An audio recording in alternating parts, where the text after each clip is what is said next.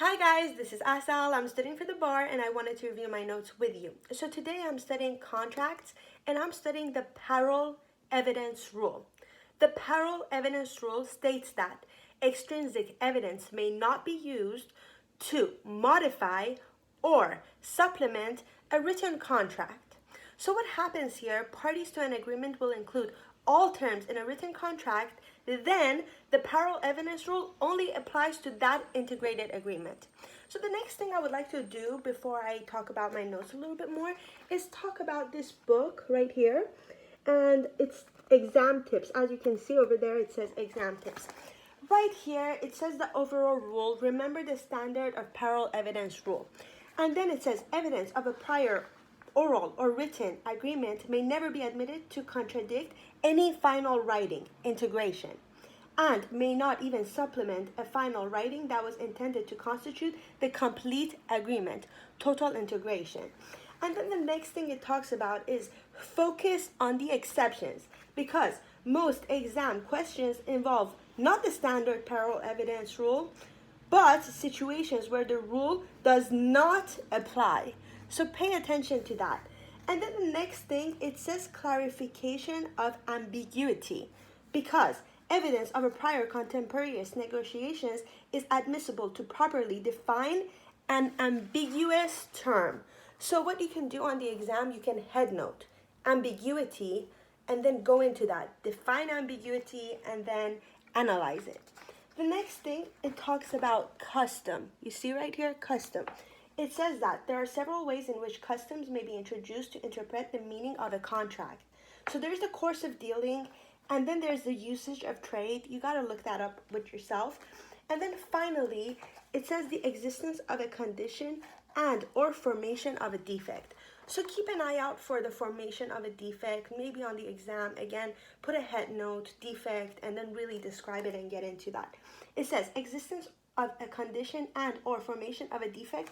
Parallel evidence can be introduced as a proof of a condition not included in the writing, as well proof that the contract never legally came into existence. So pay attention to that. Finally, there's two types of integration. Right here, it gets into that. There, it says that where writing or a group of writing represents only an entire written contract of the parties but not their complete agreement, it is a partial integration. So know the difference between partial integration, and then the next thing I'm going to talk about is an evidence of a consistent verbal understanding is ordinarily admissible through evidence of inconsistent one. But if the agreement does not represent the complete agreement, total integration, it can't even be supplemented by evidence of a prior agreement. So that's pretty much everything I wanted to get out of this rule. The next thing I would like to talk about is the difference between completely integrated and partially integrated.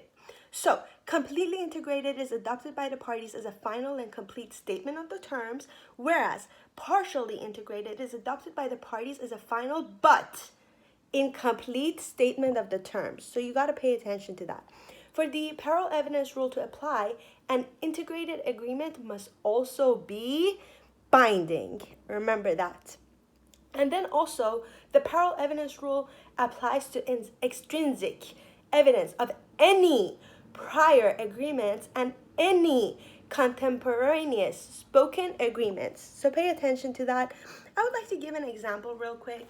So imagine you're like leasing an apartment from somebody, and on that it has all types of policies, the parking policy, the pet policy, but it is lacking something in the house, let's say a refrigerator or a dishwasher. And then the landlord tells you, here you go, if you sign this contract and if you rent this apartment from me, verbally he says that I'm going to add a washing machine or a refrigerator later. But then he doesn't. So this is how the parallel evidence comes in. It comes in to show what he said. That's all there is to it. So there's 4 exceptions to the parallel evidence rule. The first one is extrinsic evidence may be used to establish whether a contract is an integrated agreement, and if it is, completely or partially integrated. So that's, you want to look the difference between completely or partially integrated right here, right from the start. And then the second part is extrinsic evidence may be used to clarify the meaning of an ambiguous term, what I just said. Thirdly, extrinsic evidence may be used to support a defense to enforceability of such illegality. Fourth, extrinsic evidence may be used to determine whether a remedy should be granted or denied. That's all there is to it. And to conclude, I would like to say what I just said. So if the parties have reduced their contract to a comprehensive writing, then earlier statements or writing relating to the agreement are not part of the deal. Okay, so the parallel evidence rule applies to earlier writing. There's another rule, modification, for the later ones. So remember that. Later written or verbal statements, modification.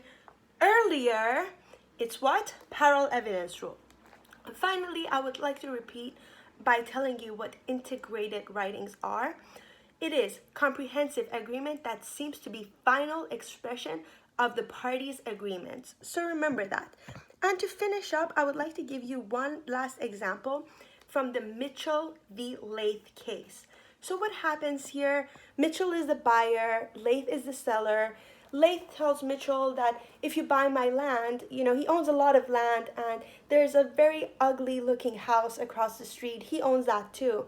And he says that if you buy my land, I'm going to go ahead and I'm going to destroy that house later. And then he doesn't. So what he says that I'm going to go ahead and destroy the house later, the promise that you use the parallel evidence rule for that, because everything else was written and signed and integrated. But what he said about if you buy my house, I'm going to go back and I'm going to fix it later, that's where you get the parallel evidence rule. So that's pretty much all there is to it. I really hope you enjoy studying. Good luck!